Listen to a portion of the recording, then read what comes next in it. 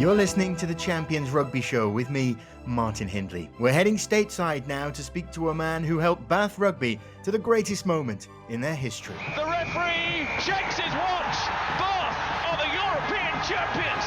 That has to be one of the most dramatic rugby matches of all time. This former number 8 played in Bath's brilliant European Cup triumph in 1998, the win that halted the juggernaut of the French at the start of the tournament's history. He played in 2 Rugby World Cups for the USA, and now he's a television personality, as well as a huge advocate for rugby in the United States, covering the Heineken Champions Cup, among other things, for NBC Sports.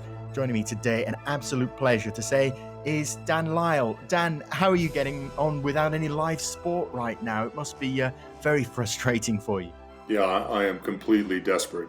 I imagine like everybody else, and thanks for that intro, and it's wonderful to relive so many great memories.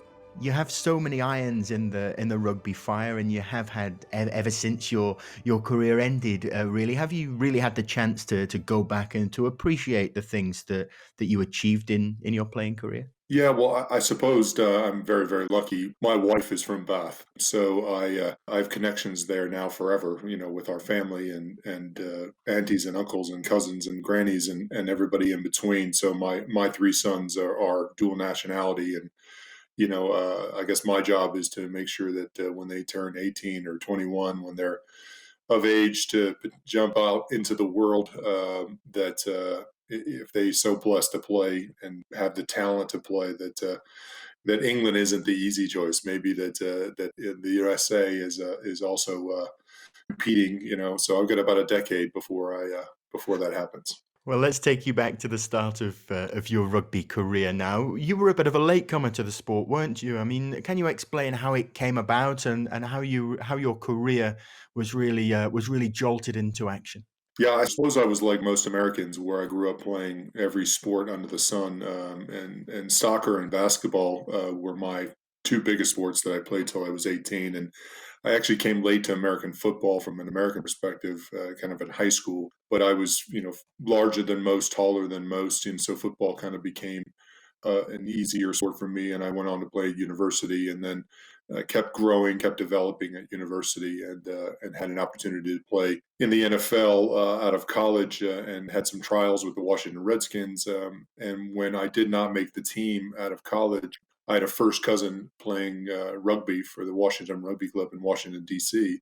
And he said, "Why don't you come out and run around with us?" And that was at the time where really you had to play pickup basketball and play rugby and play sport in order to stay fit. And so I did that, and really saw rugby as a sport that was every sport that I had grown up playing rolled into one.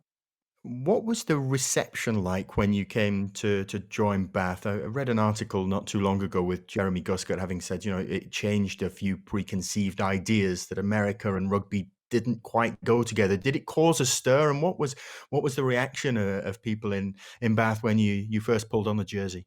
Well, I think, of course, like most people, I came over on a not so great contract, kind of a temporary contract. This was the first year of professionalism, so probably everybody's contract was a little bit different than they are now. And it was really more of a trial meets, Bath coming into the age of professionalism. And so I had the opportunity to be the first pro for America, or the first pro almost in Bath, where in a sense that I had come through the university system and into the professional environment over here. So I knew what it was like to play, to train, to watch video, to do all the things that you have to do in order to become a pro. What I didn't know is all the nuances of the game, to the intricacies and to the detail and kind of the secondhand nature of rugby that was there. But I had the instincts of soccer and basketball and football and other sports there. So all of that kind of came together, and I really just hit the ground running. And that was a credit to 2 different organizations. One was the players that were there that said, "Hey, if you can play," and I think that was the message that I found from Bath from day one from the players was, "Hey, if you can play, you're in the team." And I think the eclecticness of and success of all the years of Bath proved that out. And the second one was the fans, that there wasn't some curmudgeonly dialogue about, hey, this American, why is he in the team versus this guy, and so forth. It was very merit based with the fans as well. So I really hit an environment, both on a training environment and playing environment, and from the fans that I could only have wished for. And that, let's remember, was a Bath side that was doing incredibly well domestically and continued to do so throughout that middle section of the 90s. Did that make it, to some extent, even still daunting, despite those two pillars that you said were supportive? Was it still daunting to come into that side and to have to be at such a high level straight away? Yeah, I suppose so. I mean, I'm a student of history. That was one of my majors at university, and so coming into a beautiful Roman 2000-year-old city, Georgian, all of those things that are wonderful about Bath from a heritage perspective, and then having the history of this great rugby club, it felt comfortable to me. It felt that I was part of that, even though I had not been part of any of that success up to that point. So. I really embrace the history on both from a city perspective as well as from the rugby perspective, and quickly learned, the history of how good we had become in 1865 as from the founding, and that was kind of the end of the American Civil War, and so you kind of have this idea in your head of how brilliant and old, but how well the club had done for so many years. Andy Nicol on the Champions Rugby show recently was sort of speaking about that quarter final against Cardiff in Bath's first ever season in the Heineken Cup being one of the motivations to go on and go a few steps better the season after. At the start of that 97-98 season, did you feel that there was something special that group of players could achieve that would even go steps further than you had done domestically? Yeah, I think a lot of people might not realize how many good quality coaches and players that surrounded the team. And for me, the Brian Ashtons, the Clive Woodwards, let alone the John Halls and the Randy Robinsons and the Jonathan Cullard, who was a player coach and became the coach. These were all players that had either come through the Bath system or were very offensive, putting the ball through your hands oriented. And that was the style of game that I really adapted to and really played well at. So we had a lot of confidence just in ourselves, just in playing the game, and certainly, the balance of the game is forwards and backs. But it almost felt like we every time we walked out on the field, we felt that we could win the game. There was never a lack of confidence, and maybe that bravado at times can outstrip injuries or the length of the season or the weather and things like that. So yeah, I think we were a very confident side because of the way that we were coached and the way that we were assembled. Then, as now, no such thing as an easy game in the European Cup. You were drawn with Scottish borders, a very strong Pontypridd side, and I guess the strongest of them all in Brive in the pool stage, who, of course, at that point were the European champions, having destroyed Leicester in Cardiff in the final the previous season.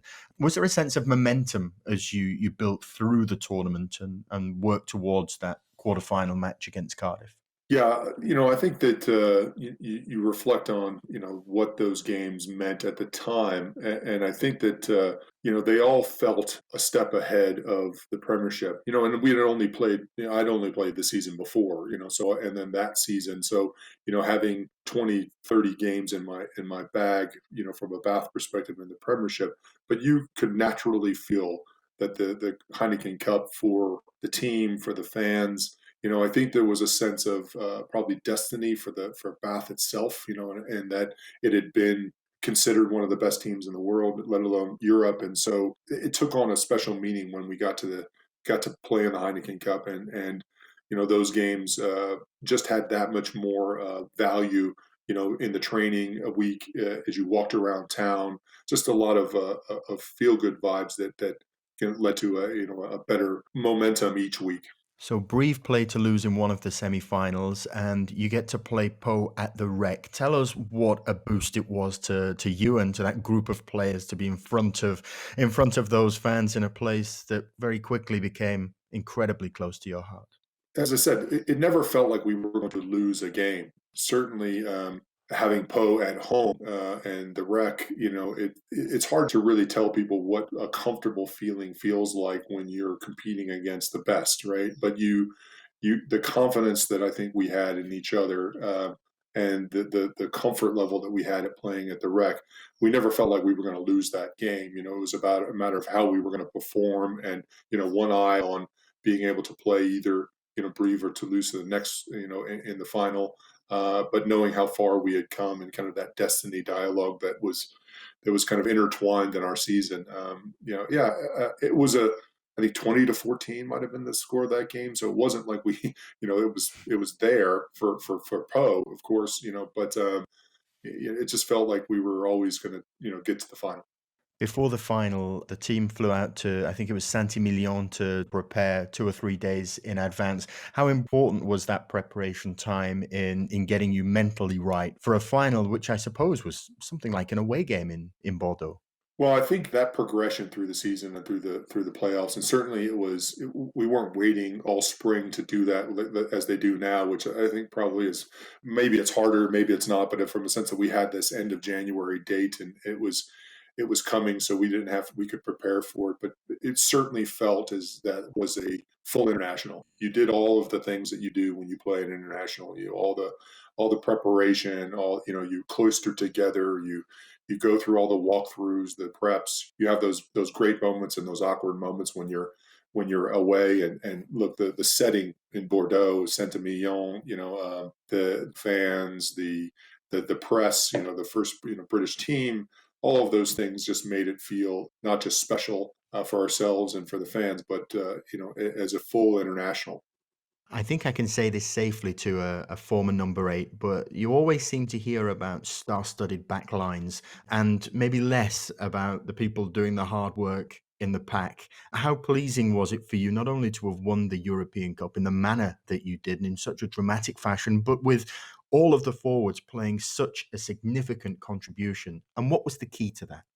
Isn't it wonderful to look back on a game like that was so close and of such magnitude, and remember moments that each player had, and I think that each player on that team can each take a moment, but the holding out of the line for the front row, the amount of tackles and rucks hit by our second row and Ollie and Martin, and just the graft of Nathan and Richard Webster, in the back row with me, Hoots, just playing, just such a steady hand, a who's who in our back line that each had moments, a tap tackle by Ryan Evans, a penalty by Addy, obviously all the points by JC, selected over Matt Perry. So the tables turn, and Bob now, heartened by this passage of play. Lyle goes the number 8. Nicol, the captain, chance to move it wide. Guskin, must be a try. Callard! John Callard, the man who was preferred to the current England fullback, Matt Perry. Caddy is, one of my favorite players that I've ever played with. And I think most people that play with him can say that, in a sense that he just could do so much. And Phil, de Glanville, former captain, allowing Andy to do his game, but also being there in the back line to marshal them. And then one of the best ever in Jerry, and Gusket, it was remarkable just to be around those guys and really share that moment with them. But, it was wonderful to have that level of talent, and that just added to the confidence. Now, what can Bob do? They have to resist this final brief challenge. They're going for the drop. No! It's Arvizu! It's missed. Everybody needs to get there for Bob. Webster's got a hand on it. The referee checks his watch. Bob are the European champions. That has to be one of the most dramatic rugby matches of all time. The Bob players have gone delirious. What do you remember about the celebrations, not only of being European champions that night in Bordeaux, but in beating the European champions to do it? There's surely no better way. How did you celebrate as a group? Well, I think it's funny because most of not to say that there was a ton of pictures back then. I mean, it was obviously still photography and not a lot of what we have today and all of that. But in typical fashion, as the American in the group, I was pulled out for for doping afterwards, the only guy, and of course I had not hydrated very well apparently, so I missed most of the pictures in the locker room, most of the post game, a lot of the stuff where they go. They actually left me there at the stadium to go to the official post match function, but there was a silver lining, and I wasn't married at the time and I wasn't dating anyone at the time. I hitched a lift to the post-match function with all of the Heineken Cup ladies that were there promoting Heineken, officially. So I was in the van with the Heineken Cup girls to get to the official function. So that my first, and then afterwards it blew up, right, from the sense of we had some quiet moments as a team, and then we had a night to remember. What waves did that make back in the US? Did it change the way that you were recognized as a sportsman, adding to the profile that you already had as an international? Well, I suppose I'm very lucky in a lot of senses around my choice. I have two contracts as part of my den or an office, and one is the Minnesota Vikings contract, and one is the Bath contract, where I had in 1996 the opportunity to go with the Vikings and one to go with Bath, and I chose Bath. And not only do I have my wife and my children, and that decision that rests on its own, but I have this global experience and this kind of level of pioneering that a lot of people label me with. But I was a lucky one in this conversation, and I've had a lot of opportunities and a lot of things that have come my way because I was one of the first to do all of this, and certainly the Heineken Cup. And the championship that we won, just is not just symbolic from the sense of being able to do something first and have success, but something that I take immense pride in, and doing it something that you can only do with the team. The success story of this amazing club. It's never ending, but this is their biggest ever prize, and they become the first team to wrestle the Heineken European Cup away from France. The European champions. You've since been part of the exponential growth in rugby in the United States, and not only of rugby, but also in the exposure to what is now the Heineken Champions Cup in your work with NBC Sports, a network showing of the Heineken Champions Cup final in Newcastle last year. How do you enjoy that role and taking through your experience to give the viewers in America the view on what is a very special tournament to you? I suppose as history tells that rugby came from soccer, and ran from there. The Premier League had penetrated the U.S. market by way of NBC, and that morning time slot for live television, which is what everybody gets up for. It's still, no matter what television programs you watch, live sport trumps everything. And getting something for rugby in the United States that could be regular television, that was widely available, and of high quality, I kind of stumbled into this, over a decade ago, that was the need. And rugby getting into the Olympics brought NBC to the table, and we're able to negotiate as part of our Sevens partnership. But really, then the Premier League allowed the Premiership to step up and be there. And it was always the aspiration of NBC really to have a multinational competition on top of the Premiership. The Heineken Cup and the Six Nations became available within quick succession, and based upon that live television audience, that morning time zones for people, they just leapt at it, and I was just lucky to be there to help guide that process and have been such a cherished part of my past. It was just a great environment to and property to bring to the table. How important is that access for American audiences to the highest level of rugby when it comes to developing participation in the sport and, I guess, the whole portfolio of rugby in the United States? It's significant. You have to educate, right? This sport that is authentic in America, that's got 3,000 clubs, 1,000 universities, but has been an amateur. It's what everybody thought of rugby in a lot of ways.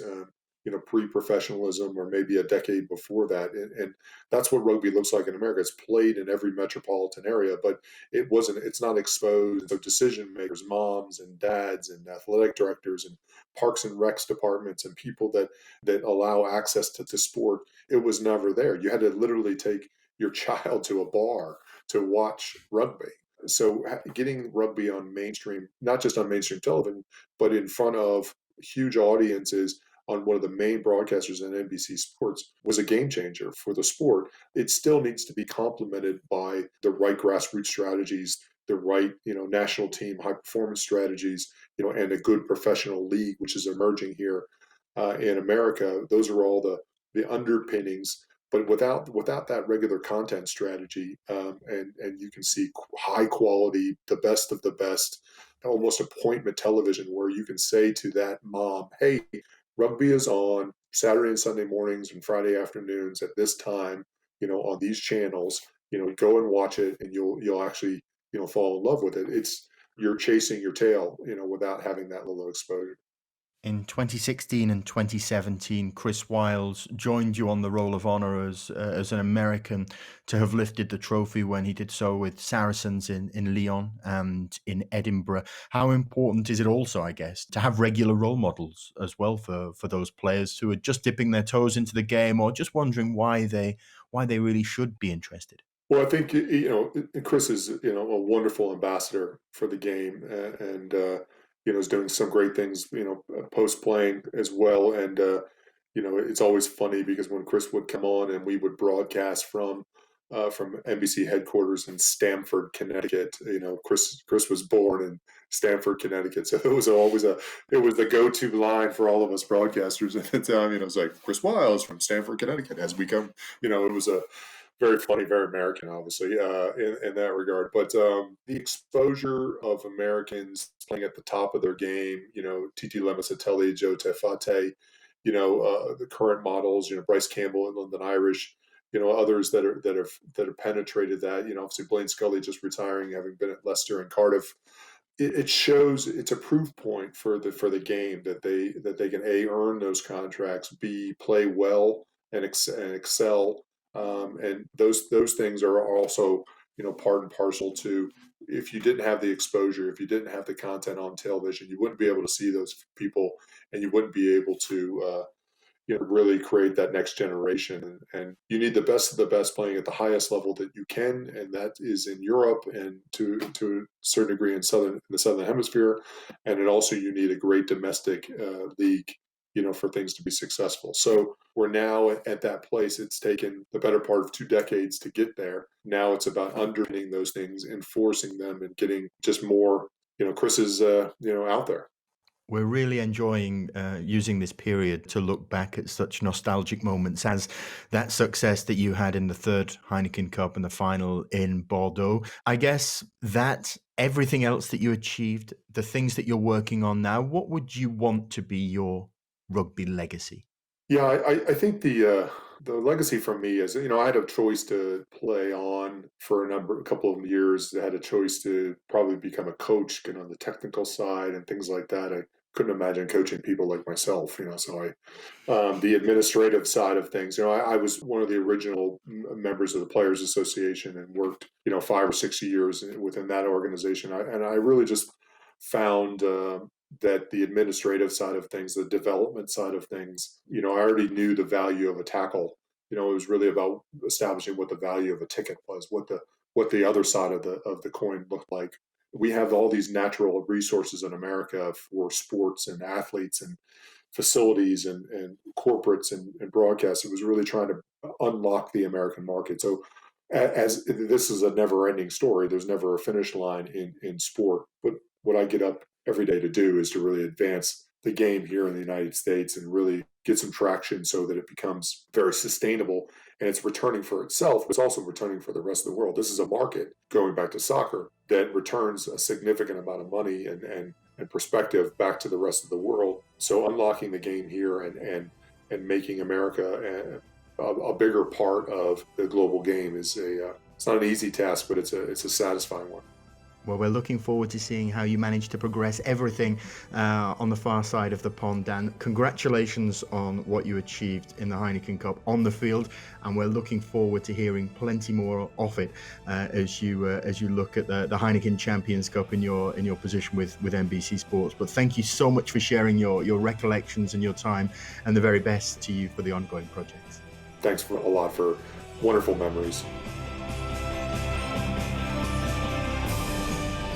Great to speak to the former Bath number 8 and 1998 Heineken Champions Cup winner there, Dan Lyle. Some terrific recollections, not just of that day in Bordeaux when Bath became the first British club to win the Heineken Cup, but also on his career as a player and his post-career, working so much in the development of our sport in the United States of America. Please subscribe, rate and review our Champions Rugby Show podcast. It's been a pleasure to have your company. And we've got another legend of European rugby coming up shortly to tell you their unique take on a quarter of a century of Heineken Champions Cup history. But for now, from me and all the team, it's goodbye.